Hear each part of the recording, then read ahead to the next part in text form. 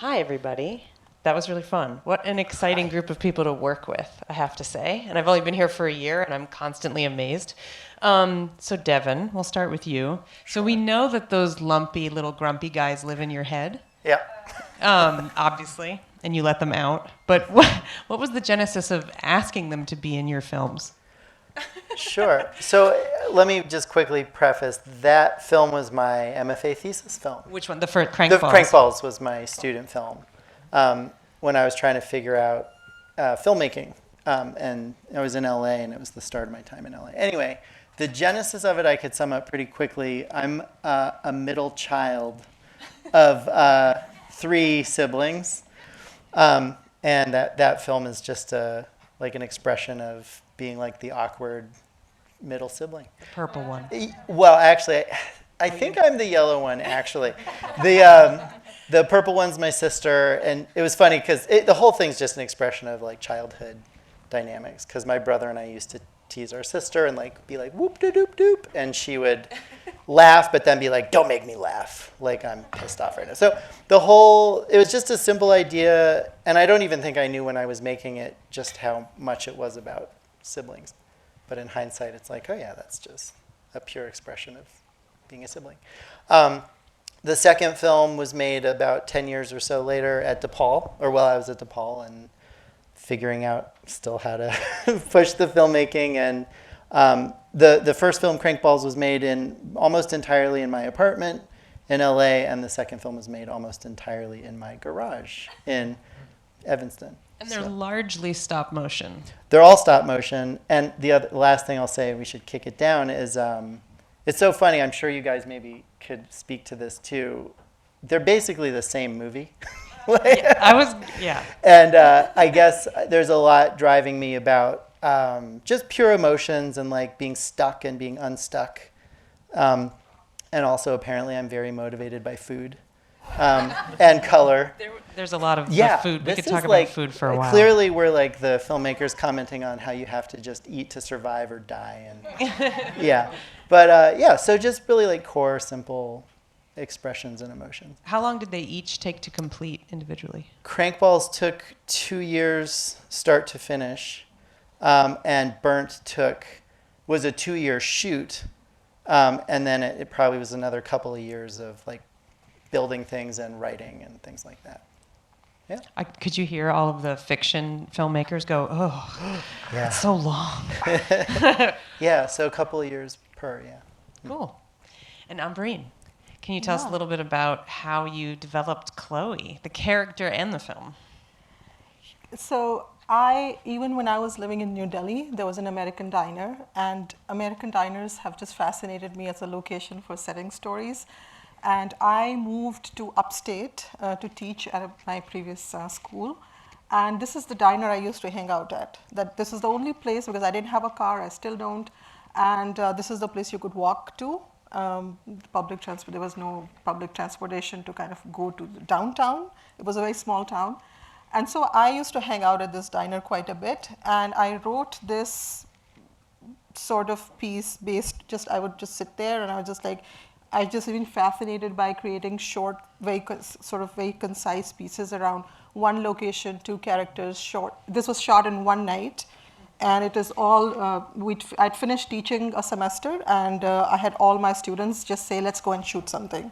So this is all a student crew, and they were amazing, and it was just responding to this amazing life that one observes in the American diner. So. What do you think you would do if you had been at the diner that night and you experienced Chloe shout out and run out? What would you have done as a diner in your diner if this real woman had done this?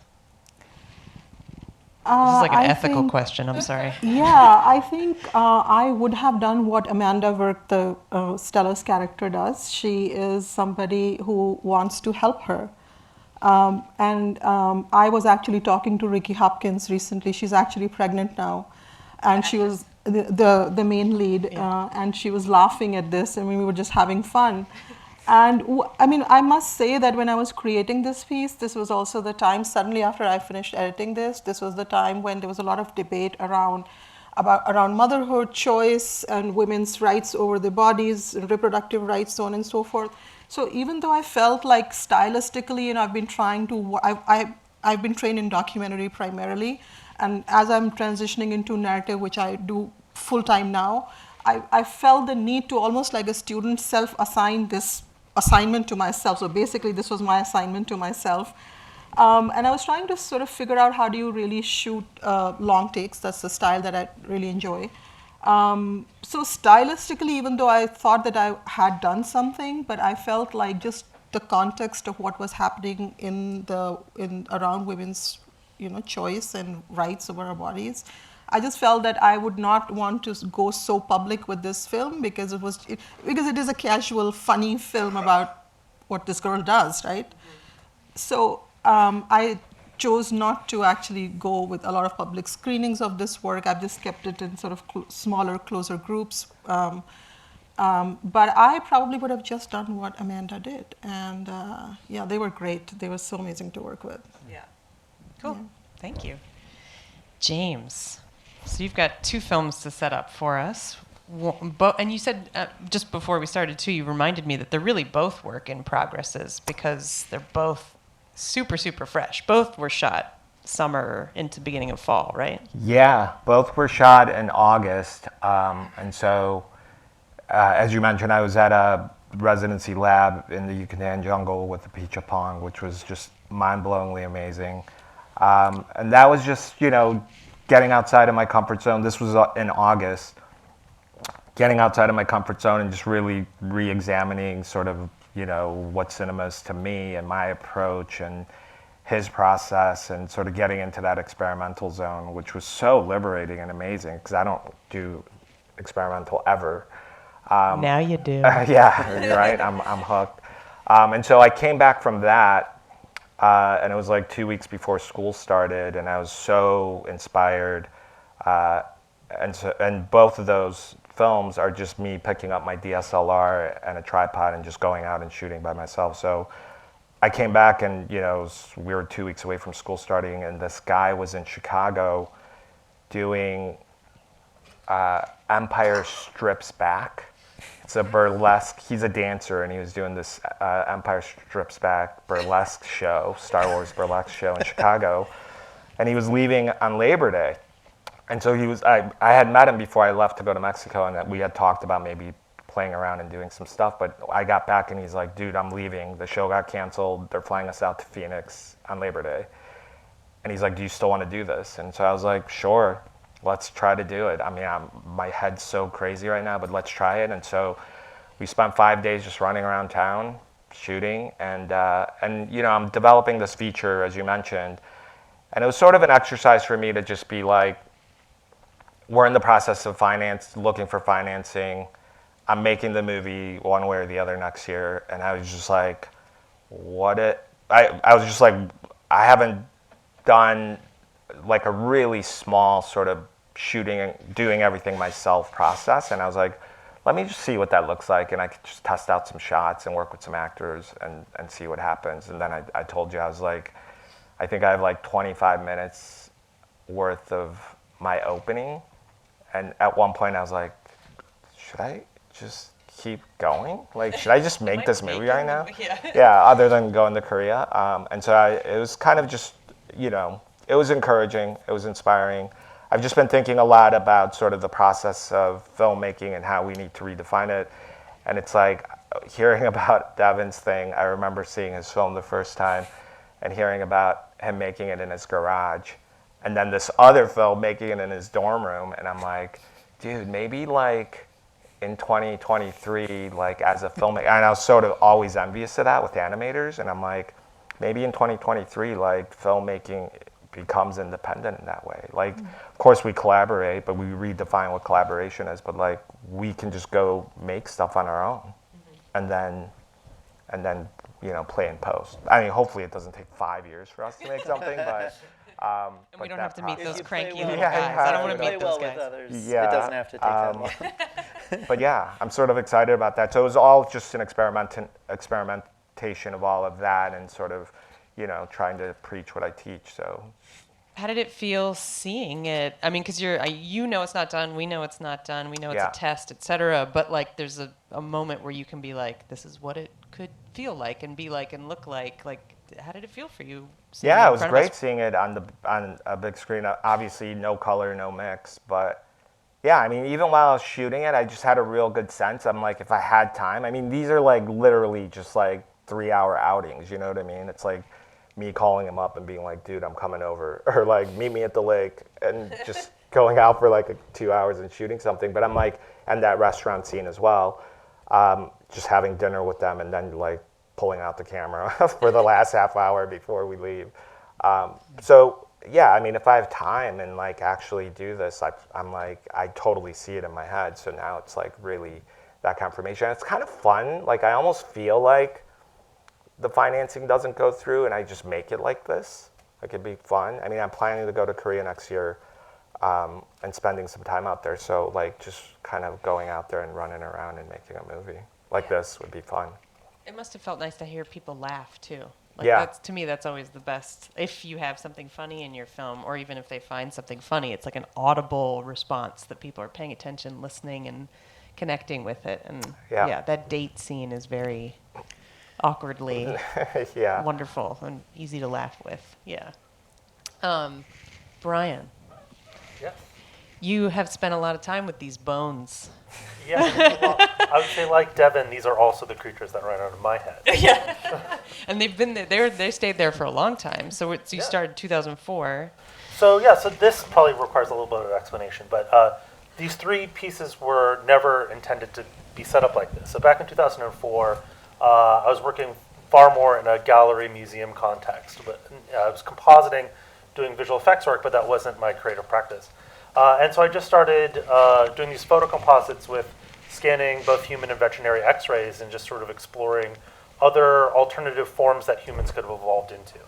And then made these prints, put them out in the museum gallery world, and they went off and they did their thing. And that was that. And then fast forward from 2004 to 2012, teaching visual effects and kind of moving into a computer graphics space, really starting to experiment with CG. And it just sort of made sense. I was like looking for some content and interested in more complex storytelling, more biologically based storytelling. And I just returned back to those creatures, and I was like, they had such life in there. So even though they came from these very sterile medical images, they were mostly pediatrics, and kids squirm, and we got they actually got sort of photographs out of them. And I'm like, well, let's give them life.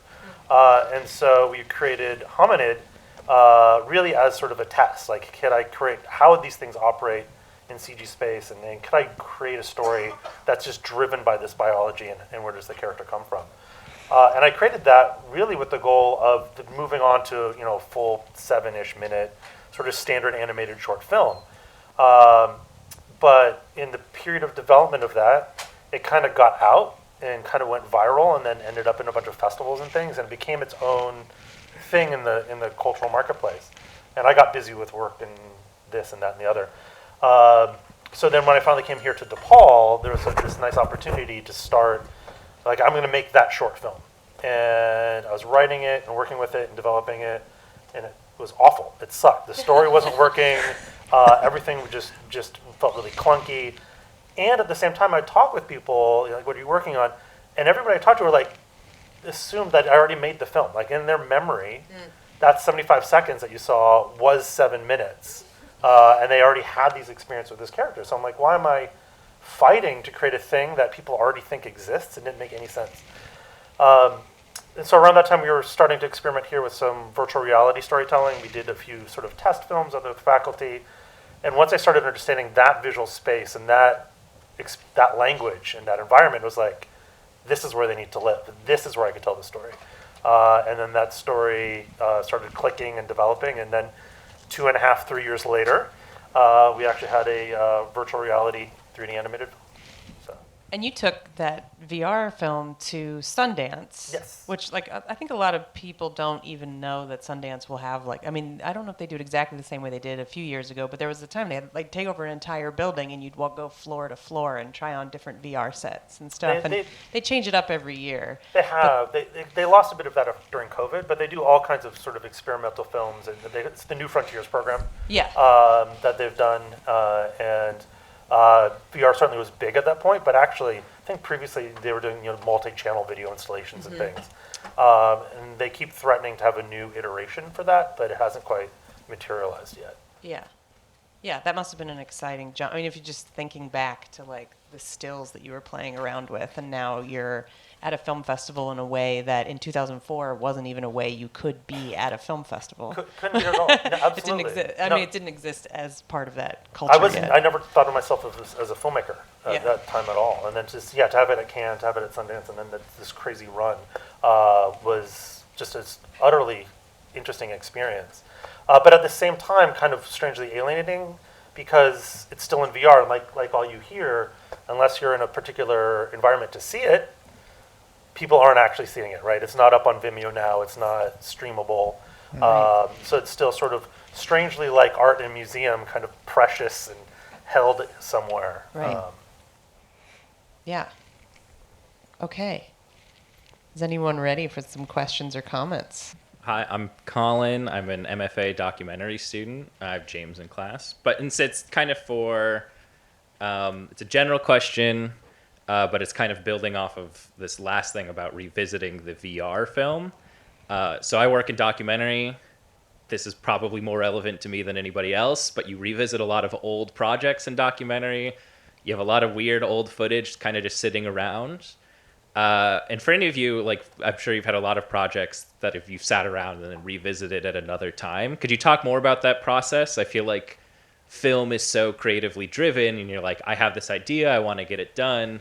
Do you guys have films that you have not known what to do with when you get to a certain point and then kind of revisit it after you've had some more time to redo it? Well, I'm sure all of us is yes. I mean, I'll start. I think timing is huge for when you make a movie. I mean, I'm not. When you say you're from doc, that's like saying you're from Pluto. To me, sorry, because I see like these amazing doc filmmakers that just go out and like observe real things, and they're flexible and they just observe stuff. Animators aren't necessarily like that. We want to control everything. If something's out of our control, we get queasy. But I think that the idea of like coming up with a movie that's worth doing is similar for all of us probably, where you have like 20 ideas and you're interested in all of them, but you follow threads.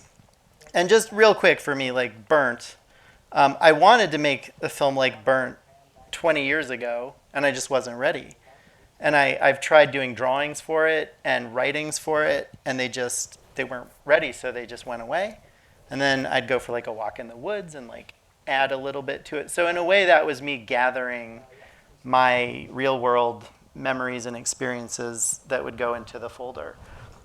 And then certain things have to happen and line up, whether it's like experience or energy or money or just ambition. And then you're like, now is the time to dust that thing off. But I would recommend everybody, keep like sketchbooks, notebooks, and just keep them because eventually you're going to use them all. Like if you pay attention and you record, you're eventually going to use it. And you almost can't do this stuff without constantly recording. So that's my experience. How about you guys? I have a favorite filmmaker, Meera Nair, and I listen to interviews a lot of times, and a lot of directors say, including her, that you make, basically filmmakers make that one film. You keep making, every new film you make is in some way part of an older project. And I completely agree with Devin. I think, I'm not good at sketching, though I wish I was, because sometimes I really feel that if I could just, sketch this person or this place. But I take photographs and directors' journals. For example, journaling is a really important part. And I think just being patient is a big part of it without just worrying about what festival you're going to or who is going to watch your work. If you really want to create authentic work, then you really have to work from a place of a deep artistic inquiry that is personal to you, and it will show in your work. So I believe in that, and it leads you to very fun and magical places. So, yeah. Yeah, I mean, I would say it comes from a place of studio practice. So oftentimes when I talk with people, filmmakers, maybe just because film is linear, a lot of the students, people sort of assume your trajectory of making is linear. But if you think of, but you don't think of that way with a painter or somebody else, where you look in the studio and there's remnants and there's things and sketches and experiments and failures all over the place. But that really, to me, is the creative process. And so I'm always, this content, I'll probably go back to it in 10 or 15 years when there's some holograms or something. But there's, you can't be moving forward unless you're testing and trying and working on different things. And sort of thinking of it as a practice, as a workshop, as a lab, even if you're not in a physical studio environment when you're creating. I think when we're like 80, maybe you'll telepathically put those images in my mind. That's what I'm waiting for. Actually, Coming soon. Yeah. James, do you have anything to add to that? I mean, no. I mean, I think they covered it. I mean, just don't be precious with your work. I mean, you should just always be. I mean, there's so many ideas that everybody has, so you just got to let them linger. And I think it's part of redefining, like we said, the process. Like that idea that Brian just mentioned of like things being linear and us having to like finish something in 15 days. I mean, I don't know who came up with that idea, and I don't know why we still do it. Like we should like. Other art forms are more loose with it, and why can't we? Just because, why can't we? I don't know. That answer hasn't really been defined, so it's for us to define.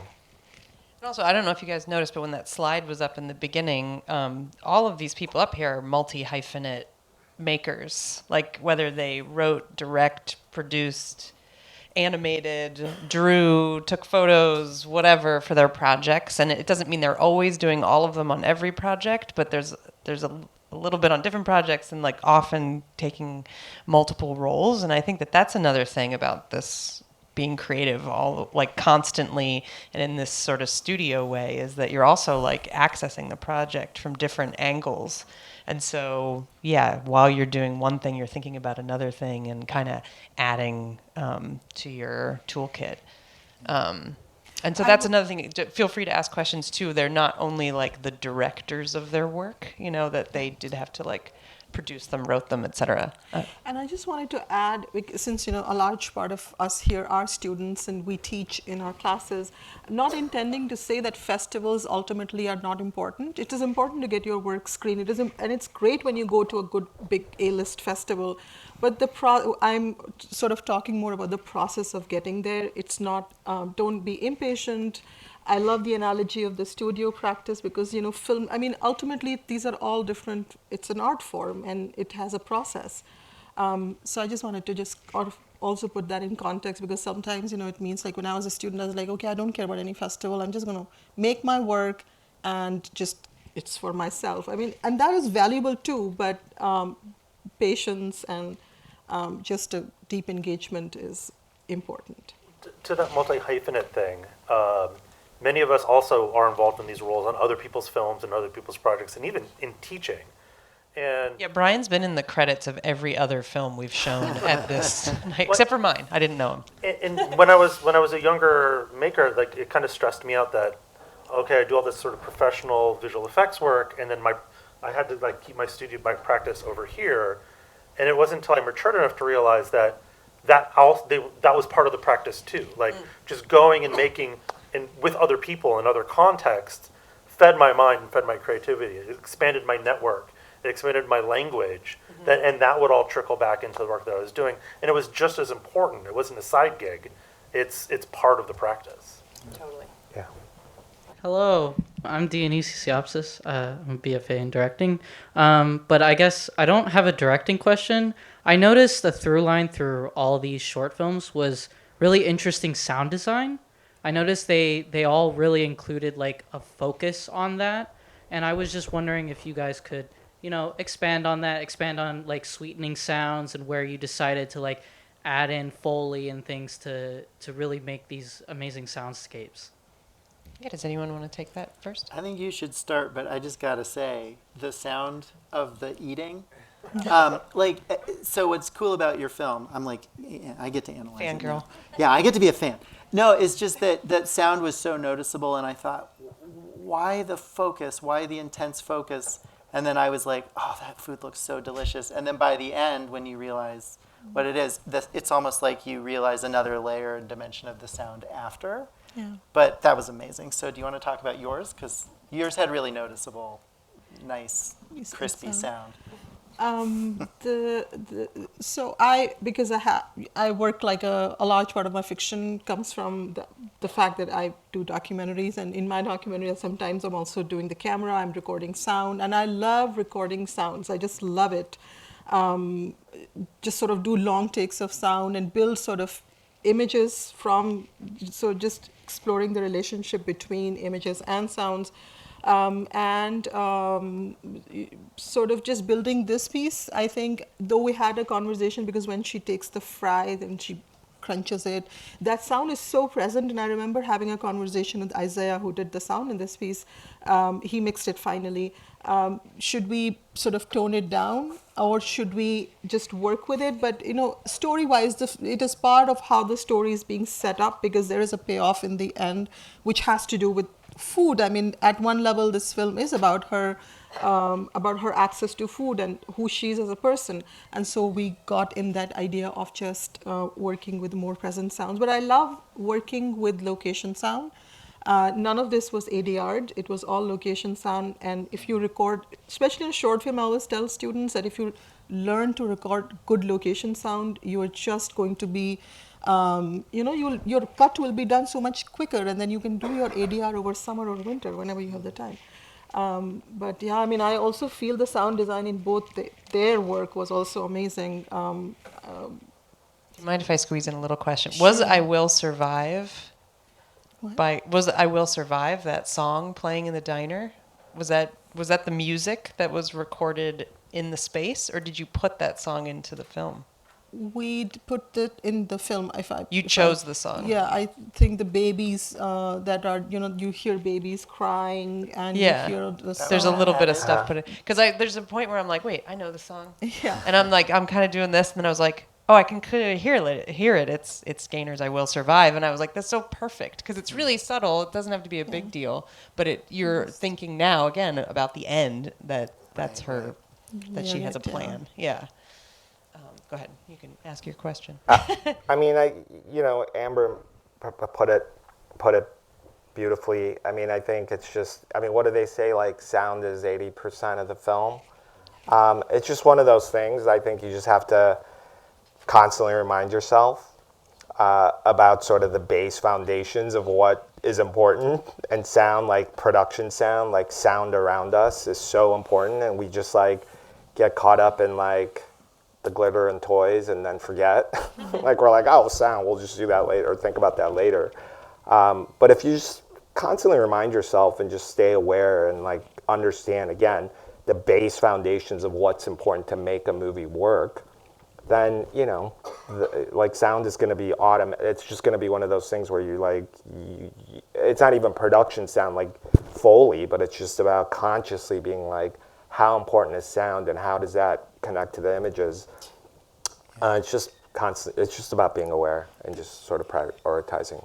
The film from Mexico feels very sound-led. It actually occurred. I thought for a second, I was like, okay, I wonder if he wandered around with an audio recorder first. Yeah. Even though it seemed in sync. And was there a separate wandering of sound, or was it always what you could hear while you were looking at it? In that kind of environment, the sound is just magical. You just walk outside anywhere and it's so magical. But again, it's just about being aware of how important that is, and just making sure that you're getting it properly. I always had I'm always sort of focused on how that is sounding, not just oh, I have a mic somewhere. Or I have a mic. Some people don't even bring mics, right? They're just looking at the beauty and they're like, I just have my camera and it'll pick up and I'll just worry about it. But I was just really conscious about the sound just because it was so beautiful and I didn't have to do much. Yeah. Yeah, so sound has always actually really perplexed me. I actually have a thing. It's sort of like dyslexia, but audio. So I process audio very, very strangely. It gets mumbled. But I also understand that it's where the emotion of the film is. And to me, the sound of that comes down to the value of collaboration. Right? These are the emotions that I want. I know these things need to be here. Gave it the time and attention that it needs. And then really finding, working, and trusting with good people. Right? Because we can't make it all. We can't do it all. And once you have that value, for me, it was like, I knew what I needed to be communicated, and I knew what I needed it to feel like. But honestly, as a director, I didn't know those answers. But I knew that I could find the right people who could understand that, and they would be able to build those answers with it. And that's filmmaking, right? And that's what we have to do is find those people and trust to make it happen. Cool.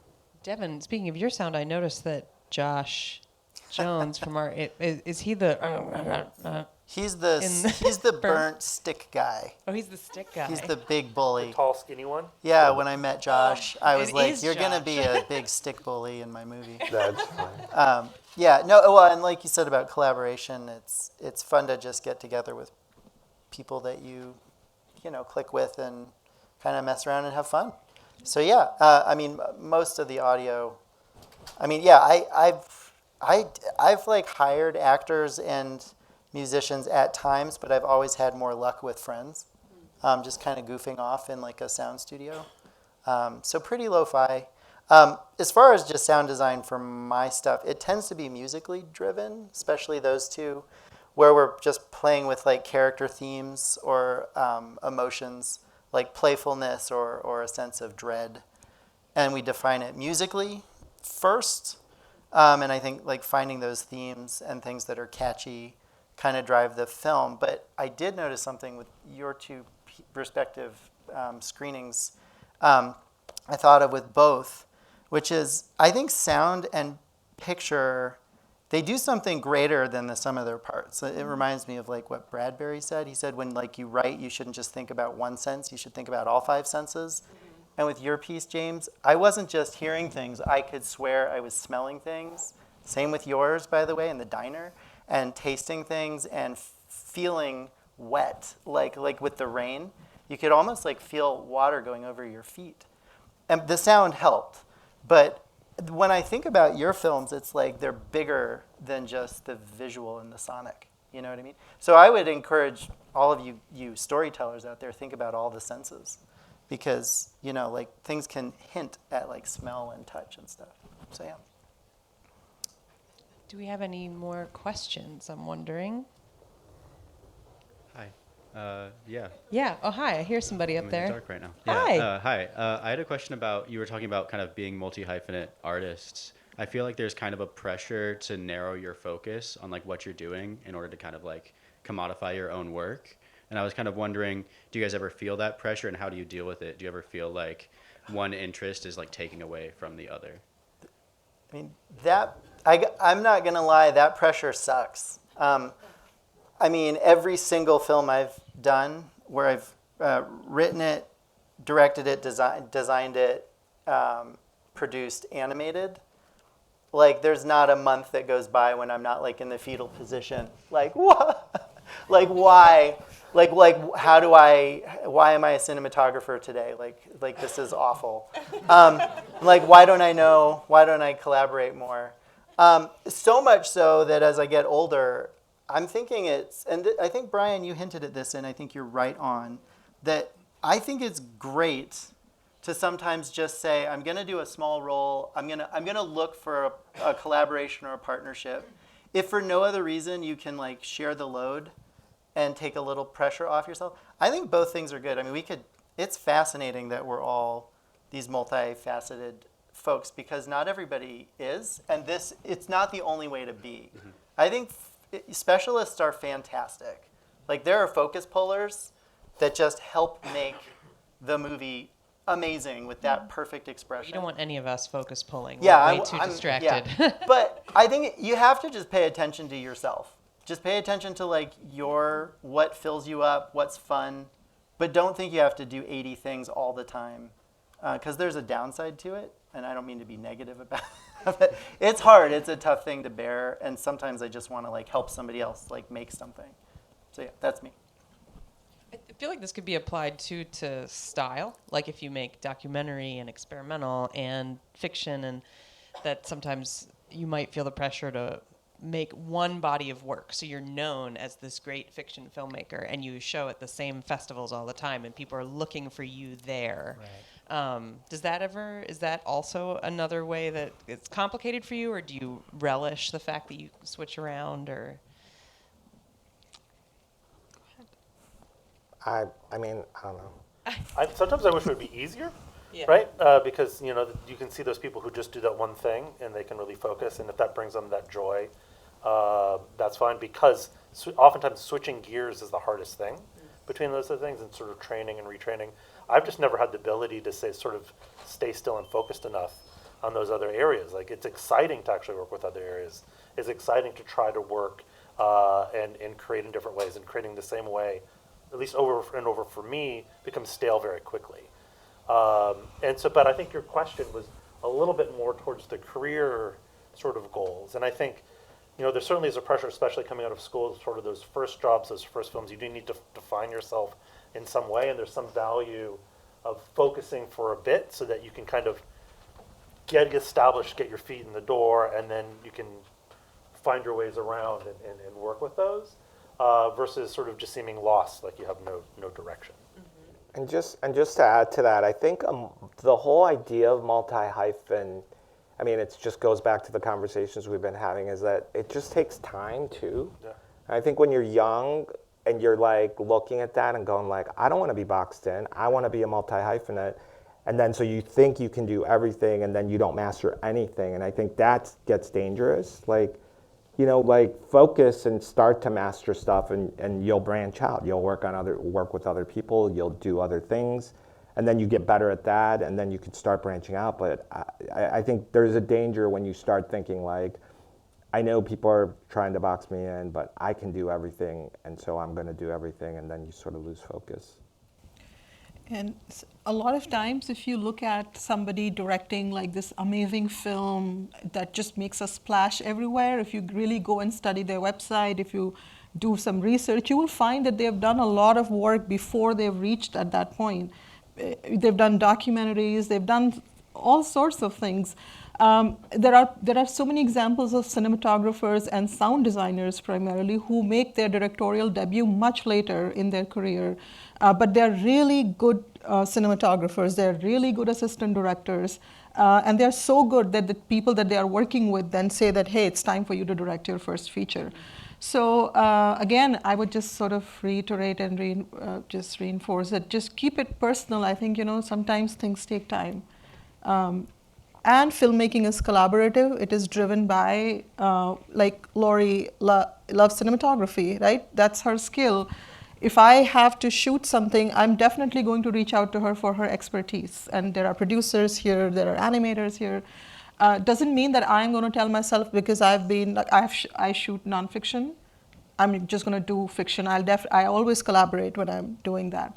So there are always levels of every project that you really need to understand what that needs and then sort of work from that position.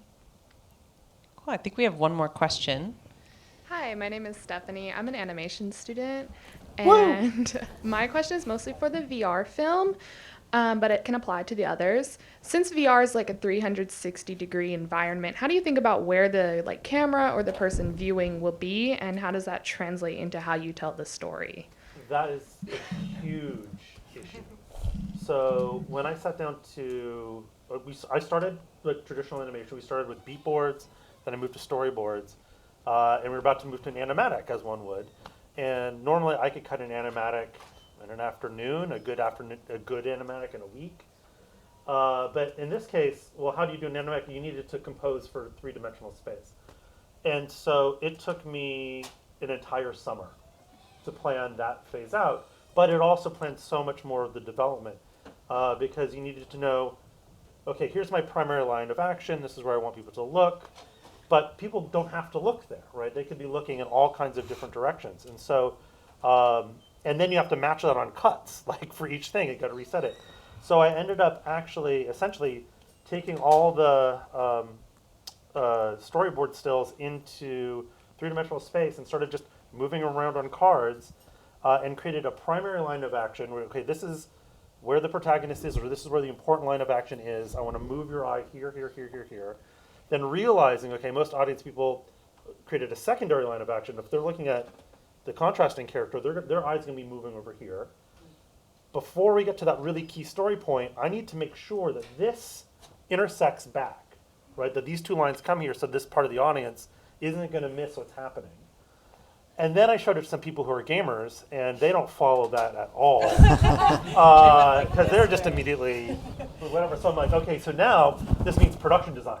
So I got to make every direction look really cool if they're not there. And still, hopefully, if I can, in this final secret to the sauce was then, if they're looking around here, it's sound, right? Because if they're not there, can we use and spatialize the audio to bring back there? So it kind of takes all of the skills that we do for planning, and it's multiplied and sort of orchestrated to make that fit.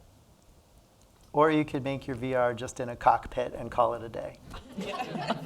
Or just a 2D flat film. Yeah. Flatty. You could not do this to yourself. But I will say also that story doesn't make sense flat, right? It makes sense in that immersive environment. You need that freedom, and you kind of understand how those things flow together. Well, and the way you explained it too, it's like thinking as a cinematographer, like that's what I do with the 16 by 9 or whatever image, is that I still need to guide your viewpoint around, and because I'm storytelling with some space on the screen, or you need to look at this character as they walk out, or not forget that they walked out even though there's someone's talking over here. So there's still this idea of like guiding, you just have more space and there's a fuller turnaround, but it's that makes sense to me, that there's this idea of sound and light and attractive production design that gets our attention. Is there another question? Yes, cool. I'm Vishal. I'm an editor and director. Firstly, all the films were amazing. Thank you so much for sharing them with us. My question is specifically for Devin. Sure. I noticed that both of your films have this theme of transformation running through them, both internally and externally for the characters. Is that something that was intentional? Is that something that you were thinking about for both of those films, or is it coincidental? And in an extension, like for the other filmmakers as well, like did you have like core concepts that you were dealing with and themes that you were dealing with when you were writing your scripts? That's a great question. Thanks. With Crankballs, it was almost accidental. I didn't know that much about sort of narrative arcs, and it happened in a really silly way. I was drawing just two grumpy characters, grumpy character 1, grumpy character 2, and I was about to draw another grumpy character, and I was like, this is boring. And I drew like an insane character, and it made me laugh just from that sketch, and I was like, that's it. Like just from one drawing, I was like, and the other thing is I was a student, and I was trying to figure out an idea for my thesis that I would live with for 2 years, and you kind of search for ideas and wonder what's good enough. And as soon as I made myself giggle with a drawing, I was like, that's it. But then then I worked backwards. How will the character get to be crazy, or insane or whatever? And then, like I said, the sibling thing kind of filtered in and made it feel real. But it just started with a doodle. With the second film, that was 100% just real lived experience. It's kind of rocky, but like I lost somebody, like loved somebody, and they died in real life, and that's why I was trying to make that film so long ago, and just wasn't ready. So the arc and the change, the transformation, that like had to happen, but it was really tough to figure out, especially for animation or like non-human characters and something. Because I made a version of that film, by the way, that was like 15 minutes long in animatic, and it was such a downer. Like, I mean, it's not a bad animatic. It's funny to like dust off our stuff and look at it later. I watched it and I was like, that's a good movie, but it's relentless and just brutal. So part of it was like, how do I find a version that feels true, but a little bit fun, and part of like the nuance of like humor and stuff, but also have a character that gets confused and like loses something and then comes back, comes back and have it feel real. So it was a little more imposed on the second one, but it also came from life. And the first one was like almost accidental. So that's that. How about the rest of you, core concepts in your... So for example, if I'm working on a narrative feature, for example, I'm writing one, of course, stories are about transformations and characters go through this journey in a more classical narrative sense. So I like to think of a transformation as this larger arc in a narrative, but I think when I'm doing this is just my personal approach to my work, I think of the short form as something almost that can be very immersive. It can because it is a short film. I like to make those as character portraits and character studies. Because I'm also looking at the life of this person in just this one diner, one night, right? So I answer that question a little bit differently in my long form and short form work. James? Well, Do you want to just take maybe like all things considered, and since that's a work in progress too, and like what's like one of the core concepts in it that's motivating the full project? I mean, all my projects are pretty personal, I think. So this one's really personal. Speaking from personal experience, and as everybody mentioned, I don't think it was ready 10 years ago. I mean, I read this article, and the concept sort of came to me back then, but the world wasn't ready for it. And then so you sort of you're always thinking about it and stewing about it. But I mean, thematically, I think, concepts and ideas just really, if you're just sort of honest and try to understand who you are, I think ultimately that honesty is going to come through in most of your projects rather than trying to fabricate stuff that you might not really know. And so that's where it comes from. And it's interesting, I look at my sort of filmography, and they're very, very, there are very clear through lines through it all, and so, that wasn't a conscious thing that I was necessarily thinking, like, oh, these are the things I want to only tell stories about, or these are the characters I'm interested in. But it sort of just comes through as you try to just better understand yourself and express that through stories, And so again, I mean, this isn't a film thing. It's not a textbook thing. I think it's just a matter of just trying to be honest and understand oneself. I mean, yeah, I would say every time I try to make something if you make something about this theme, death or life or whatever, it's the most impossible thing to do. But when you start making all the other things, you're like, oh wait, that actually was a film about death and life. Because it arises again from all the different parts of your practice, that those themes actually do sort of resonate and reappear and come into your work in the places where you wouldn't have expected it. Great. Well, thank you so much. Thanks for your question. Thank you for all of your questions and your time. Please join us in LL 107. Get the numbers mixed up. For a reception, we'll go hang out and you can come up and meet us. Thank you so much for coming.